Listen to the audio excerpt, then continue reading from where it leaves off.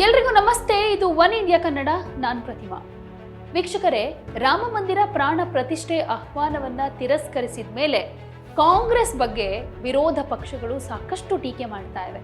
ಅದರಲ್ಲೂ ಬಿಜೆಪಿ ಅಂತೂ ಸುಮ್ಮನೆ ಇರುತ್ತಾ? ಚಾನ್ಸೇ ಇಲ್ಲ.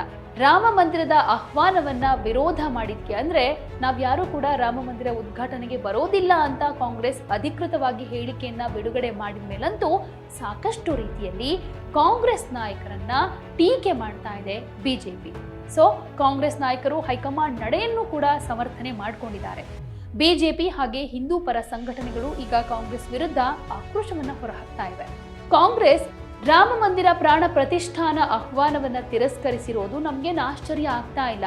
ಎಲ್ಲಾ ಒಳ್ಳೆ ಕೆಲಸಗಳನ್ನ ಕಾಂಗ್ರೆಸ್ ಬಹಿಷ್ಕಾರ ಮಾಡ್ತಾನೆ ಬಂದಿದೆ ಅಂತ ಬಿಜೆಪಿ ರಾಜ್ಯಸಭಾ ಸಂಸದ ಸುಧಾಂಶು ತ್ರಿವೇದಿ ಒಂದು ದೊಡ್ಡ ಲಿಸ್ಟ್ ಅನ್ನೇ ಈಗ ರಿಲೀಸ್ ಮಾಡಿದ್ದಾರೆ. ಅಂದ್ರೆ ಯಾವೆಲ್ಲ ರೀತಿಯಲ್ಲಿ ಕಾಂಗ್ರೆಸ್ ಯಾವೆಲ್ಲ ವಿಚಾರಗಳಲ್ಲಿ ತಿರಸ್ಕಾರದ ಮನೋಭಾವನೆಯನ್ನ ತಾಳ್ತು, ಯಾವೆಲ್ಲ ವಿಚಾರಗಳನ್ನ ಬಹಿಷ್ಕಾರ ಮಾಡ್ತು ಅನ್ನೋದ್ರ ಬಗ್ಗೆ ಒಂದು ಲಿಸ್ಟ್ ಅನ್ನೇ ಕೊಟ್ಟಿದ್ದಾರೆ.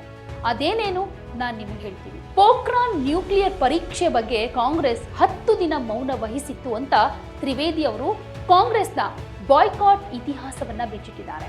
ಕಾಂಗ್ರೆಸ್ ರಾಮ ಮಂದಿರ ಪ್ರಾಣ ಪ್ರತಿಷ್ಠೆಯ ಆಹ್ವಾನವನ್ನ ಬಹಿಷ್ಕಾರ ಮಾಡುವ ಮೂಲಕ ತನ್ನ ಬಾಯ್ಕಾಟ್ ಚಾಳಿಯನ್ನ ಮುಂದುವರೆಸಿದೆ ಅಂತಾನು ಹೇಳಿದ್ದಾರೆ. ಕಾಂಗ್ರೆಸ್ನ ನೂತನ ಸಂಸತ್ ಭವನ ಉದ್ಘಾಟನೆಯನ್ನು ಕೂಡ ಬಹಿಷ್ಕಾರ ಮಾಡಿತ್ತು. ಭಾರತ ಅಧ್ಯಕ್ಷತೆ ವಹಿಸಿ ಅತ್ಯಂತ ಯಶಸ್ವಿಯಾಗಿ ಆಯೋಜನೆ ಮಾಡಿದಂತಹ G20 ಶೃಂಗ ಸಭೆಯನ್ನು ಕೂಡ कांग्रेस बहिष्करिसिತ್ತು. नई संसद भवन के उद्घाटन का बहिष्कार किया।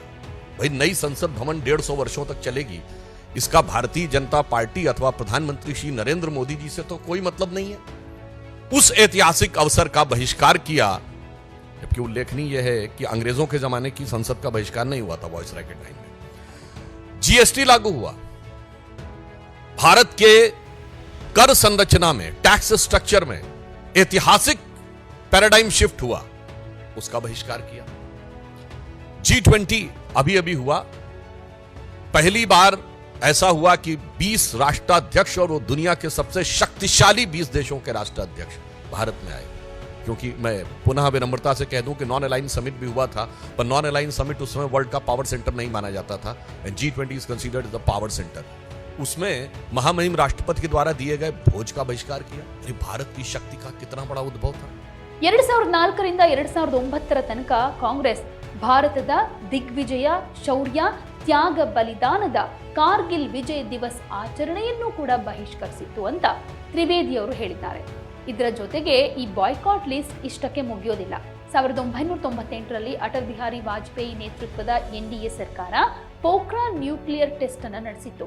ಆದರೆ ವಿದೇಶಗಳಿಗೆ ಬೆದರಿದ ಕಾಂಗ್ರೆಸ್ 10 ದಿನ ಅದ್ರ ಬಗ್ಗೆ ಒಂದು ಶಹಬಾಷ್ ಹೇಳೋದಿರಲಿ, ಕನಿಷ್ಠ ಪ್ರತಿಕ್ರಿಯೆ ಕೊಡೋದಕ್ಕೂ ಕೂಡ ನಿರಾಕರಿಸಿತ್ತು. ಭಾರತದ ಮಾಜಿ ರಾಷ್ಟ್ರಪತಿ, ಕಾಂಗ್ರೆಸ್ನ ನಿಷ್ಠಾವಂತ ಹಾಗೆ ಹಿರಿಯ ನಾಯಕ ಪ್ರಣಬ್ ಮುಖರ್ಜಿಗೆ ಬಿಜೆಪಿ ಸರ್ಕಾರ ಭಾರತ ರತ್ನ ನೀಡಿ ಗೌರವಿಸಿತು. ಆದರೆ ಪ್ರಣಬ್ ಮುಖರ್ಜಿಗೆ ಭಾರತ ರತ್ನ ಪ್ರಶಸ್ತಿ ಪ್ರದಾನ ಸಮಾರಂಭವನ್ನು ಕೂಡ ಕಾಂಗ್ರೆಸ್ ಬಹಿಷ್ಕರಿಸಿತ್ತು ಅಂತ ತ್ರಿವೇದಿ ಅವರು ಹೇಳಿದ್ದಾರೆ. ಇದರ ಜೊತೆಗೆ ಕಾಂಗ್ರೆಸ್ ಪ್ರತಿಯೊಂದನ್ನು ಬಹಿಷ್ಕಾರ ಮಾಡ್ತಾನೆ ಬರ್ತಿದೆ. ಇದೇ ಕಾರಣಕ್ಕೆ ದೇಶದ ಜನತೆ ಕಾಂಗ್ರೆಸ್ ಅನ್ನ ಬಹಿಷ್ಕರಿಸಿದೆ ಅಂತ ಹೇಳಿದ್ದಾರೆ.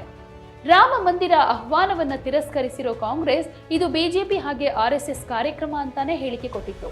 ರಾಮನನ್ನ ಬಿಜೆಪಿ ರಾಜಕೀಯವಾಗಿ ಬಳಸಿಕೊಂಡಿದೆ, ಹೀಗಾಗಿ ಕಾಂಗ್ರೆಸ್ ರಾಮ ಮಂದಿರ ಪ್ರಾಣ ಪ್ರತಿಷ್ಠಾಪನೆಯನ್ನ ಬಹಿಷ್ಕರಿಸಿದೆ ಅಂತ ಕಾರಣ ಕೊಡ್ತು. ಉದ್ಘಾಟನಾ ಕಾರ್ಯಕ್ರಮದಲ್ಲಿ ಭಾಗವಹಿಸುವಂತೆ ತಮಗೆ ನೀಡಲಾಗಿದ್ದ ಆಹ್ವಾನವನ್ನ ಪಕ್ಷದ ಮಾಜಿ ಅಧ್ಯಕ್ಷೆ ಸೋನಿಯಾ ಗಾಂಧಿ ಹಾಗೆ ಅಧ್ಯಕ್ಷ ಮಲ್ಲಿಕಾರ್ಜುನ ಖರ್ಗೆ ಮತ್ತು ಲೋಕಸಭೆಯಲ್ಲಿರೋ ಕಾಂಗ್ರೆಸ್ ನಾಯಕ ಅಧೀರ್ ರಂಜನ್ ಚೌಧರಿ ಗೌರವಪೂರ್ವಕವಾಗಿ ತಿರಸ್ಕಾರ ಮಾಡಿದ್ದಾರೆ ಅಂತ ಪಕ್ಷ ತನ್ನ ಹೇಳಿಕೆಯಲ್ಲಿ ತಿಳಿಸಿತ್ತು. हमारे पूर्व राष्ट्रपति रामनाथ कोविंद जी और द्रौपदी मुर्मू जी के अभिभाषण का बहिष्कार किया, जबकि वो हमारे राष्ट्र के प्रथम नागरिक हैं, परंतु ये एक संयोग की बात थी। देखिए, एक अनुसूचित जाति से थे, एक अनुसूचित जनजाति से थी, इसके बावजूद आपने बहिष्कार किया, और अभिभाषण का बहिष्कार करके आपको मिलना क्या था, यह भी बहुत स्पष्ट था। याद करिए, कारगिल विजय दिवस 2004 के बाद 2009 तक नहीं होता था। क्यों कांग्रेस ने बहिष्कार किया था कारगिल विजय दिवस का? भारतीय जनता पार्टी के प्रखर प्रतिरोध के बाद आधे अधूरे मन से रस्म अदायगी के लिए 2009 के बाद शुरू किया, और अब हम उसको गर्व के साथ मनाते हैं। जब मई 1998 में पोखरण विस्फोट हुआ अटल बिहारी वाजपेयी जी की सरकार के नेतृत्व में, कांग्रेस ने 10 दिन तक बयान ही नहीं दिया, और फिर उसके बाद भी नकारात्मक प्रकार की प्रक्रियाएं, जबकि भारत ने पहली बार ये कहा था कि we have declared now we have become the nuclear state. कितना बड़ा ऐतिहासिक परिवर्तन था, परंतु उसके भी ये विरोध में खड़े हो गए। और तो और पूर्व राष्ट्रपति प्रणब मुखर्जी जी जो आप ही की पार्टी के थे, उनके भारत रत्न समारोह का बहिष्कार कर दिया। इसी बहिष्कार के चलते हुए जनता भी क्रमशः उनको सत्ता से बहिष्कृत करती चली जा रही है, परंतु उनकी बुद्धि परिष्कृत होने का नाम नहीं ले रही। आज जब अयोध्या में श्री रामलला विराजमान की प्राण प्रतिष्ठा होने जा रही है, और उस समय एक बार पुनः कांग्रेस ने अपनी उसी प्रवृत्ति के अनुरूप, क्योंकि यह भारत के इतिहास का ऐतिहासिक पल है, यदि आजादी 800 साल की गुलामी के बाद हमें मिली थी 1947 में, यद्यपि कांग्रेसी कहते हैं 200 साल की गुलामी। ಇದಾದ ಮೇಲೆನೆ ಈ ತರದ ಡೆವಲಪ್ಮೆಂಟ್ಸ್ ಆಗ್ತಾ ಇದೆ.